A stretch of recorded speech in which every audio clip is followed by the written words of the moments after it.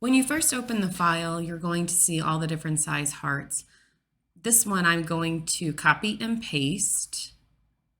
I guess this would be a size 2. And let me get rid of that. And then I'm going to copy and paste each one of my gnomes.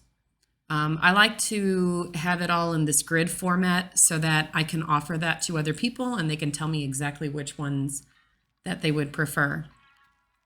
So then you're going to arrange them in whatever way you want on the heart.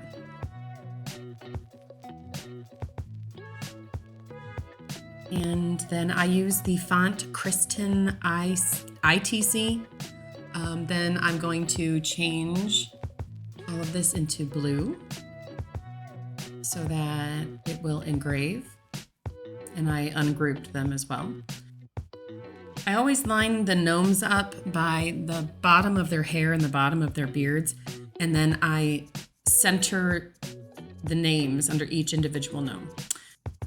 Now I select all of the gnomes as well as the top layer of the heart, and I move it off to the side so I separate the engraving from everything that will be cut out.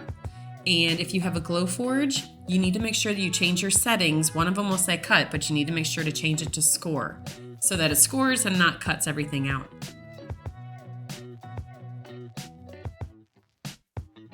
Now we move on to light burn.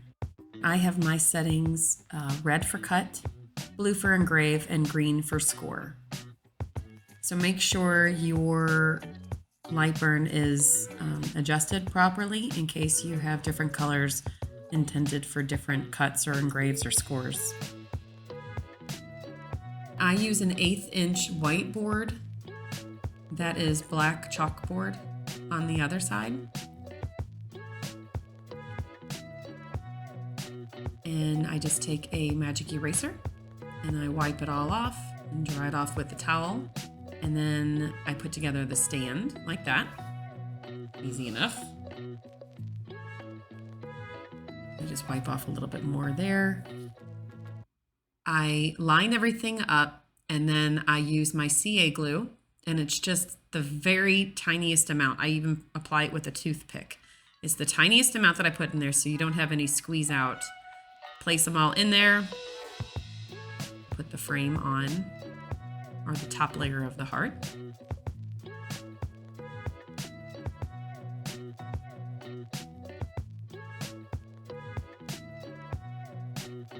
Now I'm going to paint. I use these metallic acrylics. I like to paint the beards white. It might not always be necessary, but sometimes there's a little bit of brown marks from the laser. And then all of these other metallic acrylics, they're so pretty. They're so shimmery and glittery.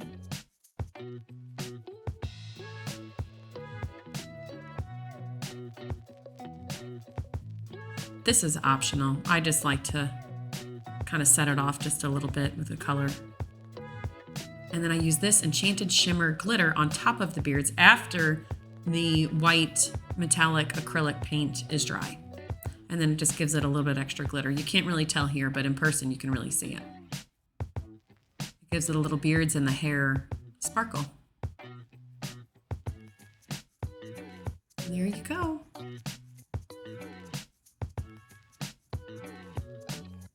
Happy cutting!